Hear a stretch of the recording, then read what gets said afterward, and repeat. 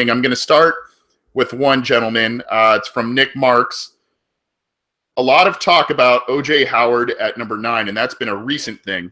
I believe Bengals.com editor Jeff Hobson recently mocked the Alabama tight end to the Bengals, which is kind of an interesting thing because one of the things the Bengals have done in recent drafts when they do this best player available thing is they look at, hey, here's a player we have that might be a well-established player, a good player, a starter, but they're in the last year of their deal. Maybe they haven't produced quite to the level they want, or, there's just some uncertainty going forward. You see that now with Jake Fisher and Cedric Abwehi, probably the same thing at cornerback this year and next year. So they've done this before. Obviously, Tyler Eifert is now in the last year of his deal.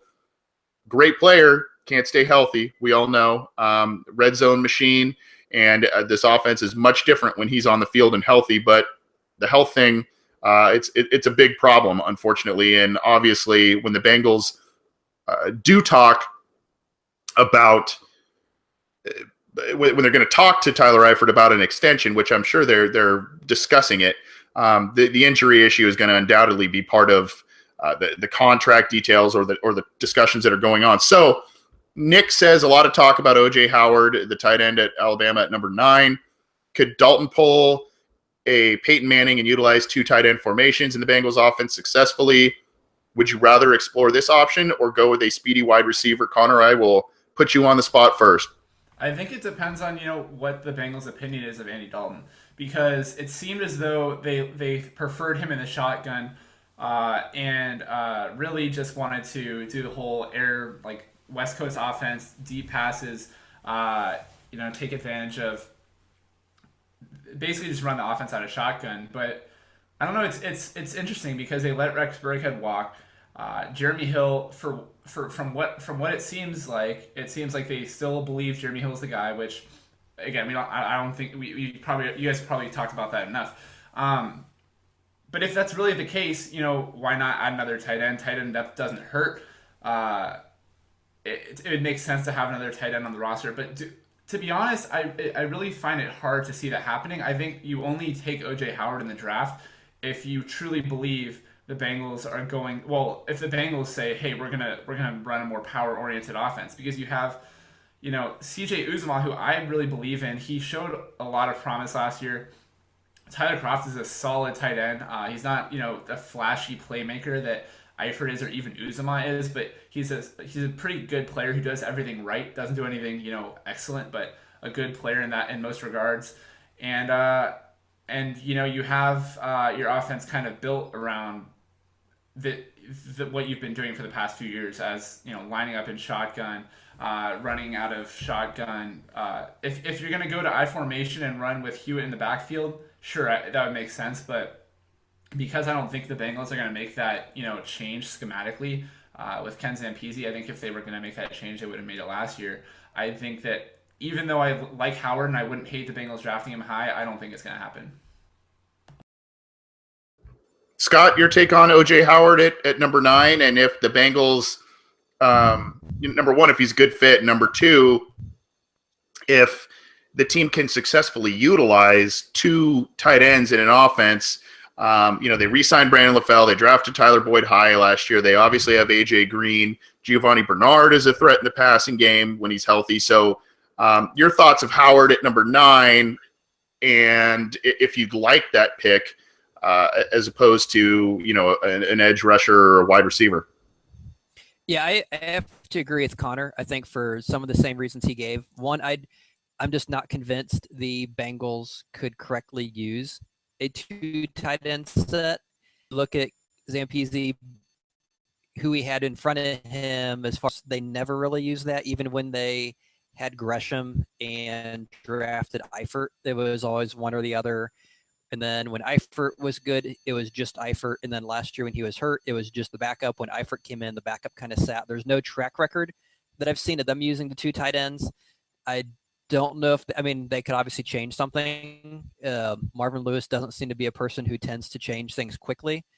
And I would be very surprised to see the offense change that dramatically to kind of change the scope of how they're running.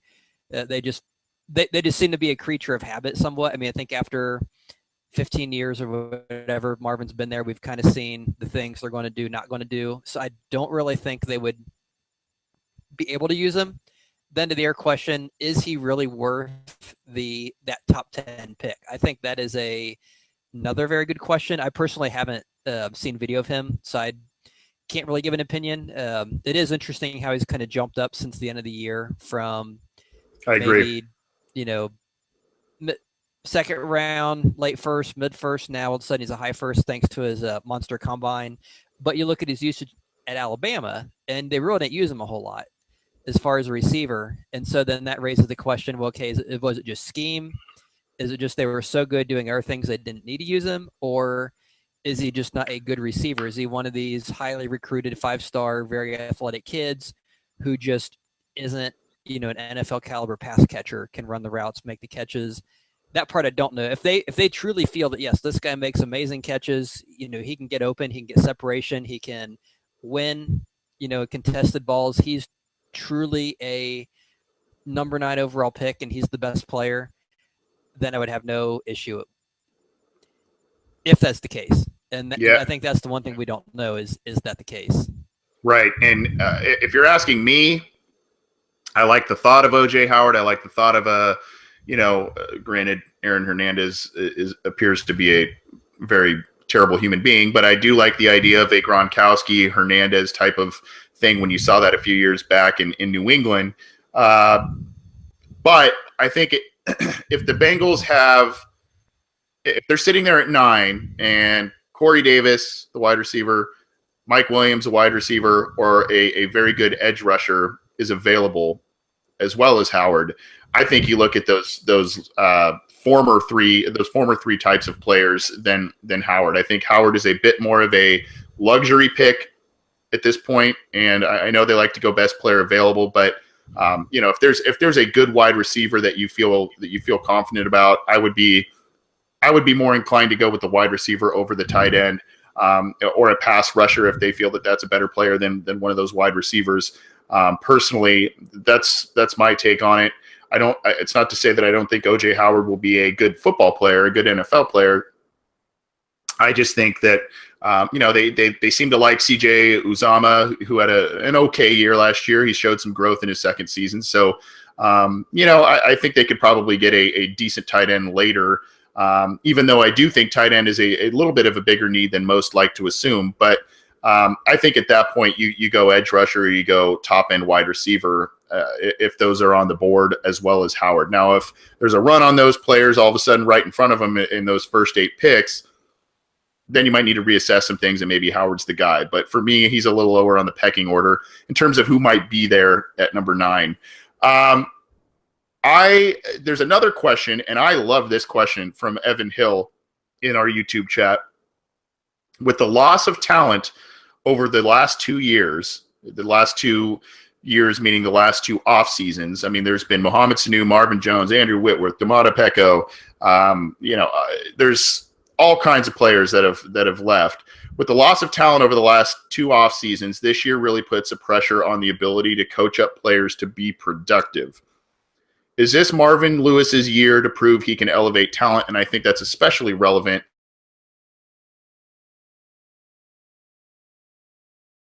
because of the results of ones like 2011 through 2013.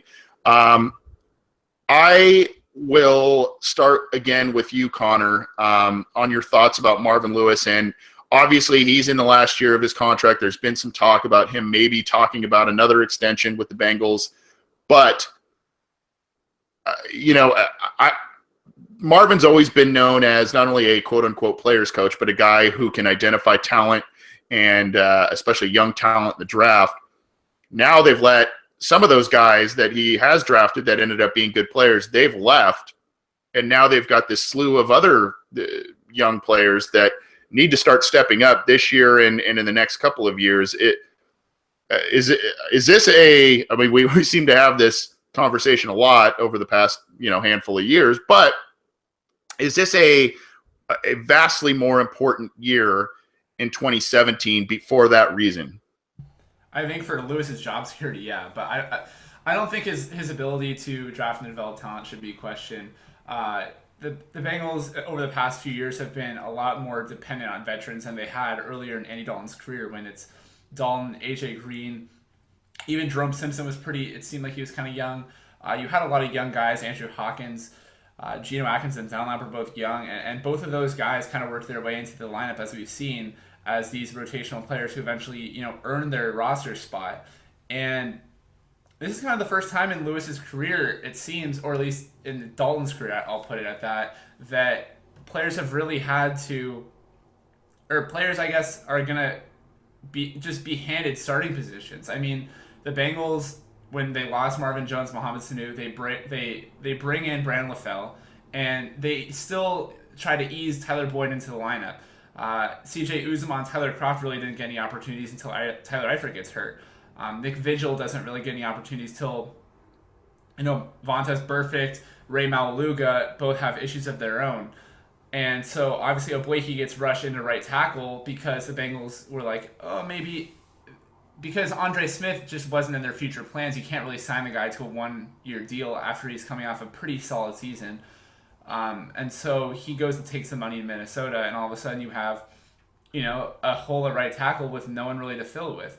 And even with Zeitler this year and Whitworth, they have guys to replace those positions. But to me, it really felt like the Andre Smith leaving, and Reggie Nelson could have been an issue too with Sean Williams leaving, but that was really the one time where it felt like the Bengals weren't super, super prepared, in the sense that they just got unlucky. He got hurt and he just wasn't able to stay healthy, and then that was the biggest issue. But I think that you shouldn't question Marvin Lewis' ability. People want to say that the Bengals haven't been drafting well, and that makes sense. They haven't gotten any AJ Greens or those big names, I guess, in the past few years. They've had Jeremy Hill, and that's frustrating, even though he leads the league in touchdown rushes, I think, since he came into the league. Tyler Eifert hasn't been able to stay healthy, even though we all know he's a capable player when he is healthy. Darqueze Dennard has been buried on the depth chart. William Jackson and Andrew Billings both got hurt for the year. But then you still have those guys like Uzomah, Nick Vigil, Tyler Boyd, Tyler Kroft, Cody Core even, who have been making plays, and even Alex Erickson is an undrafted free agent. Like, there have been guys who've been making a name for themselves, and again, it hasn't been that flashy, which is I think why people want to criticize the Bengals, and just because the Bengals obviously won only 6 games last year. But if you're looking at it, I say the jury is not out on Marvin Lewis when it comes to that. Maybe the past couple of years have been a little rougher on him than earlier in Dalton's career, but this is like we've been saying, it's kind of been a theme throughout the offseason. The team is getting younger, and I think this is the time where the people who have been clamoring for the young guys to play, this is the time when they have to be strong and step up and say, you know what, we're going to trust. Maybe if you don't want to trust Marvin Lewis, fine, don't trust him, but trust the young guys, because when guys have been called up into the lineup, besides Obuehi, really it seems like they've stepped up, and you see guys like PJ Dawson, who gets drafted high, and the team, rather than forcing him into the lineup, says, look, we're gonna hold you accountable. You gotta watch that film and come to meetings on time, and then if you can do that, then we'll play you. So I don't know. For me, it's more of a I know that a lot of people are going to disagree with me on this opinion. That's fine. I've come to terms with that. But I really think that after such a long time, one of Marvin Lewis's biggest strengths is his ability to develop talent and to draft talent. Scott, what do you think about this being a potential banner year or a potential disastrous year for Marvin Lewis in his final year as the Bengals head coach? I don't want to say final year definitively, but a final year of his contract as Bengals head coach with all of these new faces on the team. I'd have to think, regardless of what happens roster-wise, we are probably looking at a Marvin Lewis year with I think we've learned after 15 years that nothing really changes. I mean, you're going to get a decent season 16. You're not going to go 16-0. You're not going to win a playoff game. You're going to be somewhere in between. And one scary thought, I think, is as you guys were talking, was there's people now who are probably in their mid-upper 20s who, say, started following the Bengals when you were in junior high, the only thing you know is Marvin Lewis as a head coach. That's You really don't know anything else. And you get a little older, like not Connor, Anthony's age, or even my age. You get really old. Up in the 40 mark. Easy. All they know is that horrible decade of the '90s and Marvin Lewis.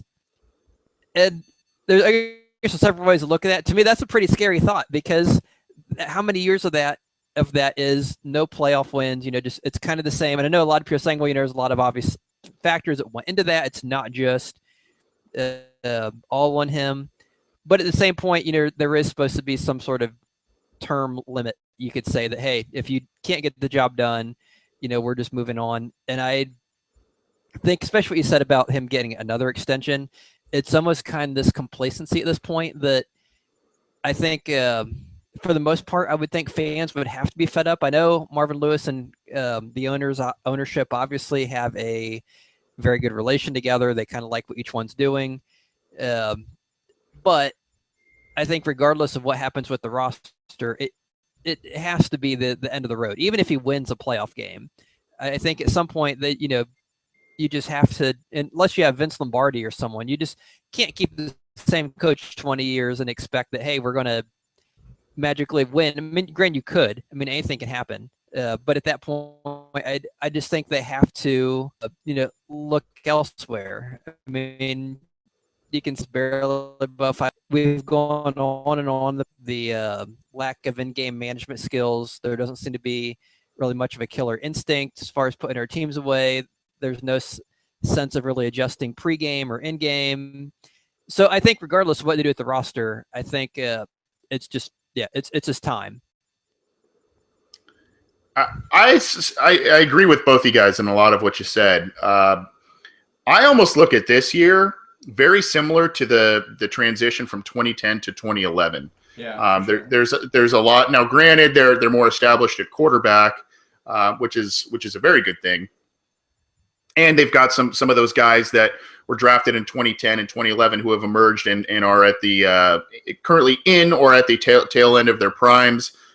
Carlos Dunlap, Geno Atkins, AJ Green, and I mentioned Dalton at quarterback. So they're a little bit more well-established at some certain spots than they were in 2011. But I see this roster turnover. I see now, granted, there weren't disgruntled guys that left like we saw in that 2011 offseason. It was more this offseason was more about, let's get a little younger, let's get a little quicker. Now, unfortunately, they let one of their better younger guys walk in Kevin Zeitler, but they think they have a good stopgap in Andre Smith at guard, so we'll see how that works out. But I just see that turnover. Now, I think I'd have to look, but I think at the very least, Marvin Lewis was in consideration for Coach of the Year in 2011 based on what that team did. There were people picking them to get 1 win, 2 wins, maybe even 0 wins based on what that roster looked like in 2011, and they made the playoffs that year. So I see, on one hand, I see I have some hopefulness in terms of what I see here and what the Bengals are doing. On the other hand, I mean, there's so many of the same constants in place. I'm supportive of Andy Dalton, but he still is their quarterback and he's winless in the playoffs. Marvin Lewis is still their head coach. He's winless in the playoffs. Can he make this team competitive and maybe a bit more competitive than what it currently looks like on paper? Sure. I don't know if we're talking about the quantum leap that we all want in terms of playoff wins, deep playoff runs, that sort of thing. There's some chatter in the YouTube chat about, Marvin Lewis isn't really the problem. Obviously, it's Mike Brown, the owner. Sure. I mean, that there's a lot of things to criticize Mike Brown about with the Bengals, but he's also kind of supposedly loosened the reins a little bit and given control to other people. And in that time, the Bengals have been more competitive. So if I was Mike Brown and I saw what I've seen since 2003, including, yes, some great playoff berths, terrible results in the playoffs. They've got some talent this right now, and they've got 11 draft picks. But yes, I think this is a big, big year for Marvin Lewis. And maybe, usually when they do a contract extension for Marvin Lewis, it's in the January, February months. We're now getting into April, and there hasn't been talk of even one of those little year-to-year deals that he's been getting recently. So maybe ownership is kind of finally saying, we've trusted your process. Mike Brown has trusted Marvin Lewis's process in terms of the draft and all of that. Let's finally see you put your money where your mouth is. Now, I know Mike Brown wants continuity. That's why he's valued Marvin Lewis as head coach, and that's why one of the good things that Marvin Lewis has done with the Bengals is creating stability at quarterback, whether it was Carson Palmer or Andy Dalton, and that was something that was completely lacking in the years preceding Marvin Lewis. So I know Mike Brown values continuity, and he looks at teams like the Patriots and the Steelers and see their success that's connected to this continuity. But the continuity the Bengals have currently is only getting them so far. Now, maybe these young guys grow up real fast and they get big roles and they end up surprising a lot of people, and the Bengals go on a deep run this year. We'll see. But to answer this question, I personally think it should be a make or break type of season for Marvin Lewis and this team. We've seen weird things happen with the Bengals and how they tend to reward certain coaches and players. I don't know. I don't know if that's indicative of what's going to happen with Marvin Lewis this year. We'll see, but great question.